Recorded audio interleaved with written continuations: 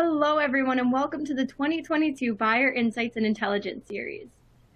This session is titled Personalize Like a Pro Across Your Entire Buyer's Journey. I'm Kelly Lindenau, the Managing Editor of Demand Gen Report, and I'll be your moderator for this presentation. Thank you so much for joining us today. Before we begin, I'm just going to run through a few housekeeping slides with you first. So, for those of you who may be new to Demand Gen Report, we are an online media company publishing daily news, a weekly email newsletter, special reports, original research, and a rich menu of additional resources. If you haven't done so already, join more than 75,000 subscribers to our weekly newsletter by subscribing to demandgenreport.com today. During and after today's session, please follow along and share your thoughts and feedback on Twitter using the hashtag BII22. All of our links and handles are right here on your screen. And now I'd like to take this time to announce that we're going back to Boston for our B2B Sales and Marketing Exchange. We're so excited to see our B2B community in person, and we really hope you could join us this August. For more information, visit the B2B SMX website for more information and to register. It's b2bsalesmarketing.exchange. And now I am pleased to introduce our featured speakers for today, Jen Lowe and Stacy Chen. Jennifer Lowe spends most of her time in the kitchen, traveling and listening to podcasts. She believes a healthy mix of psychology, data, and automation is the best concoction for an effective campaign. Stacy Chen owns Drift for Drift, where she collaborates with both marketing and sales to create best-in-class experiences for site visitors and meet them exactly where they are in their buying journey. She originally joined Drift as the first class of ENT BDRs, then transitioned to the first class of Pro Serve consultants before finally coming back to the marketing team. So it is clear we're in great hands today. I'm going to pass things over to Jen to get us started. Hey everyone, today we're here to talk about personalizing like a pro across your entire buyer journey. I'm Jen Lowe. I run campaign operations and technology here at Drift. And I'm Stacy Chen. I'm a part of our digital marketing team, working as a conversion marketing manager, and more specifically, I own Drift for Drift. Awesome, thank you, Stacy. So today we'll go over why we need to deliver personalized experiences, how to define your funnel, and how to deliver value across your entire buyer journey. So let's dive right in. By now, we know that personalization is paramount. It's the key to earning buyers' trust and skyrocketing your engagement and conversion rates. 80% of brands believe they deliver a superior experience to customers, but only 8% of customers think brands deliver that superior experience, which means it's probably a good time to rethink your personalization strategies. So while customers are choosing personalization more and more as a part of their digital experience, we don't really mean personalization in the sense where you're just saying hi, first name token. We're talking about real meaningful personalizations. So knowing what company you work at, what vertical you're in, what your role, your past engagement history, that helps us surface the next most relevant piece of content or inform the next action that we would want you to partake in. But this is not new, right? Companies have been working hard to understand their customers by asking themselves, how do we personalize our website experience, and how do we personalize email campaigns as well as our sales outreach?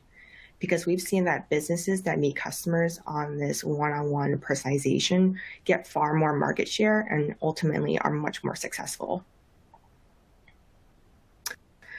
Now, here's an interesting stat. Did you know that buyers are only giving reps 5% of their time during their entire buying journey?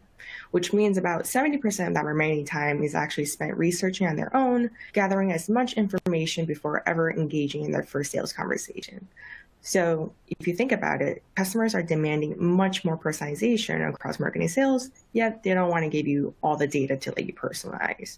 So the biggest question that businesses are facing now is, how do you maximize personalization on your website, your ads, content, and sales outreach, all without cookies? And especially from a buyer side, how do you optimize hybrid selling that really wows your customer in that 5% of time you get during your deal cycle? Before you start personalizing everything, you need to define your funnel, and you need to consider where your leads are in their buyer's journey. Different buyers and customers need different experiences and outcomes. And the buyer's journey is never linear. You probably have multiple buyers involved, and you need to understand how long it takes for people to move through the stages. If you don't know, you can do this by running an analysis to see how long it takes for your contacts to move between funnel stages. And you also, most importantly, want to focus on moving the person through the funnel with the least amount of friction as possible. A lot of the time, your buyer's journey and your funnel are in conflict. And this can happen when you have different personas in different stages. And also when your internal teams aren't aligned with the journey. For example, let's say a sales rep gave a demo so that they're moving the account to the next opportunity stage, but it turns out the buyer is still in research only mode, or vice versa. You could be serving a certain type of content to this contact, but they're already ready to purchase. So you could need more analysis on your personalization if you're seeing moments of conflict within your buyer's journey. It's important to be realistic, and it's important to get buy-in across sales and marketing.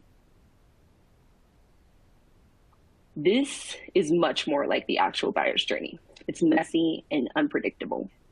Even though some businesses understand the need for personalization and then they know digital selling is accelerated and on the buyer's terms, they still deliver a conflicting experience to their customers. Prospects and customers will reach out on their own terms when they need more information. So that's why personalizing the website and email experiences are so, so important. Now, of course, how do we actually deliver value across your entire buyer journey? I get this question a lot, and it's quite a lofty goal to have, but I think if you follow these following steps, it kind of makes it easier to grapple. So of course, first and foremost, audit, audit, audit. Make sure you're actually looking at all of your experiences and mapping them out across the customer journey. And this includes all mediums, whether it's playbooks, email, content, your general website. It's important to understand exactly where we're talking about when we're talking about where we're personalizing. The next piece you want to go into is targeting. So this is kind of where Jen and I actually work the closest on a day-to-day basis. I'm understanding what existing data can we pull from to make sure that we are pulling from the largest pools and also our highest value. So this is where ABM accounts can come into play, open opportunities, maybe targeting folks that have shown the highest intent by engagement. Maybe they've come by the website multiple times and checked out pricing. These are audiences that we definitely want to make sure we're focusing on to make sure we're maximizing on their engagement. But of course, we don't always have to start very big. We can always start small but start very intentionally and then make the promise to ourselves that we will iterate from there. Because truthfully, implementing some personalization is better than waiting around for perfect data. You will really only be able to make your best educated guess, but your customers will be sure to tell you what they're looking for, what their needs are before you ever will know. And I've touched on this already, but truly, really try to focus on personalizing on the biggest differentiators. So for example, in our email nurtures, we do focus on personalization with personas. And then on the website side, we do mirror that same effect in playbooks across various pages and behavioral targeting. So we're not really looking into niche things like, for example, if we're targeting marketing managers differently than SDR managers, we're looking at the persona as a whole. So what are certain types of key value props and content that marketing and sales would like? Maybe there are something for the C-suites all across the board. Ultimately, we know that these people are trying to move the needle on their business goals. Now, diving into some playbook examples of what it means to personalize your funnel in practice. So Gong is actually a great example of what it comes to tofu personalization. So what you see here is the fact that they kept their initial hook, which is that initial pop-up message, very focused on just drawing the site visitor in. They don't really go too in depth with pain points yet. What we're really trying to do here is making sure we're reducing the friction by only asking the most important qualification questions before allowing the bot to best guide them to the right direction and see if Gong is even the right fit for them. And if they are, the bot would eventually recommend that a quick chat with sales or offer the option to book a meeting is actually the next best step. And if the site visitor isn't ready yet to make the jump, then they're guided towards some best practice content instead. Now, when site visitors are in MoFu, it's important to remember that all CTAs should be value dense to move them forward. At this point, they probably have already converted on some high-level content in the past. They probably have already engaged in a high intent way, such as requesting to speak to sales once already. So let's call that out and use that data to our advantage. This is where offering the next complementary piece of content or speaking to pain points based upon their interest is very crucial. So when you're sharing pieces of content, things like industry reports or buyer's guides to serve as validation pieces can really be easily dispersed amongst the buying team is where it's really going to move the needle. Or if you want, also as shown in this example here, offering a quick reconnect to the sales rep that already understands their pain points is another way they can show immediate value without making them go through the entire qualification process again, because you know that they're a good fit. And here's another example of speed to value and reducing friction for your most highly engaged folks. So here at Drift, we understand that buying teams are now the norm. It's super important to give that red carpet experience to every person involved in an open opportunity. So we make it easier for the prospect to ask questions to inform their buying decision. By showing the face and the name of the rep solely responsible for their account with a one-click option to either ask the question or schedule a meeting is a game changer for our reps that are trying to meet their buyers exactly where they are. And of course, for bottom of funnel with our customers.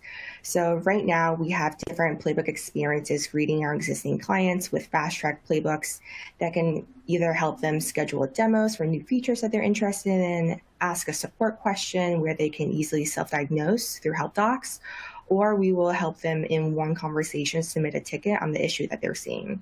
So once again, there are always different ways for you to show value. It just depends on understanding your audience and making sure you are meeting them exactly where they need to be.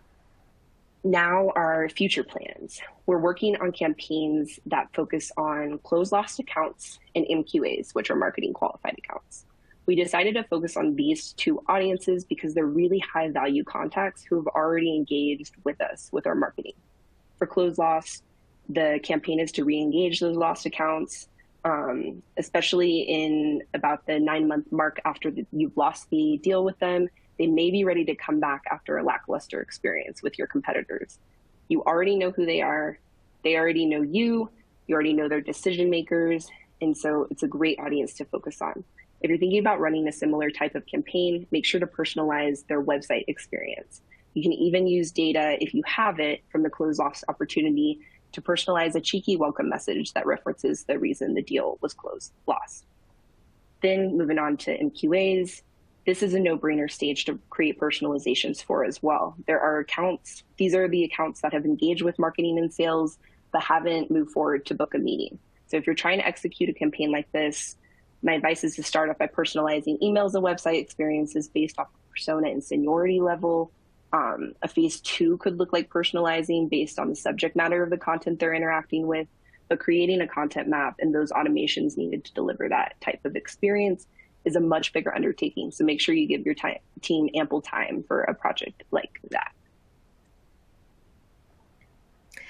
Another one of our future use cases. So we recently relaunched Drift Insider, which is our own customer-facing community kind of resource hub. And some ideas we have initially on launching personalization here is, for example, some playbooks that, depending on our customer's persona, whether they're in sales and marketing, making sure we're able to recommend certain videos to them that will really help them level up their Drift experience, as well as making sure that if there are any videos that are showcasing certain features and certain best practices around them, that we are personalizing based upon their plan level. So that way the right customers are seeing the right videos, and that way they can continue on with their Drift journey.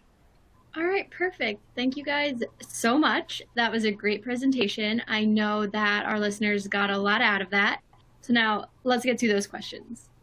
Um, the first one I'm going to grab is there a blog or a resource that has some more examples of chatbot personalization? So if you go on www.reallygoodchatbots.com, you will actually see an entire library of best practice plays that between our website and our customers on how we personalize between our first-time visitors, retargeting, blogs, content. It's all in there. Okay, awesome. And then the next question I'm going to grab is, has the way you measure the success of a playbook or campaign changed over time? And if so, how? I can start off on that one. So for me, I've had an evolution of when I first started in the space, was looking at things like website analytics, visitors, so the number of visitors and the number of events, and looking at bounce rates for different pages. But all of those metrics are really good and important to look at in a campaign, but they don't point to what's happening later down the road. So you really need to zoom out and make sure you're looking at your attribution as a whole and seeing how different campaigns relate to like driving opportunities or driving an opportunity over into a closed won opportunity. And yeah, that's how it's changed for me. And I would say on the playbook side of things, I feel like it definitely has changed over time the way we measure success. So for example, here at Drift, we're a little bit of a special case because we have no forms. So our main point of conversion is through playbooks. And it's not always fair to say, for example, if we see a decline in conversations during one period of time versus another, because we do a really good job of actually mapping our playbooks one-to-one from playbook into Marketo campaign, into Salesforce campaign. So we have a really robust and holistic view of what's happening across all of our campaigns before making a call on if a playbook is performing poorly right now, or is there just like a greater change that's happening? So for example, we start to measure like if our high intent playbooks are performing poorly or if they're doing better.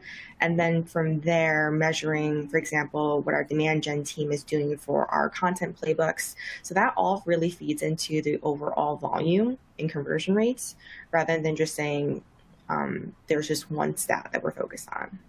And now we're going to push it back over to you guys. I see you have a little ebook here, so we'd love to learn some more about that. So this is our account-based personalization playbook ebook, and it's going to take you through examples of how to integrate account-based playbook personalizations across your website. So definitely check it out and download that. All right, awesome. So thank you again, both Jen and Stacy, for such a great session. And thank you again to all of our attendees for taking the time to join us today. We encourage you to tune in for our next session taking place today at 3 o'clock. We'll see you all then.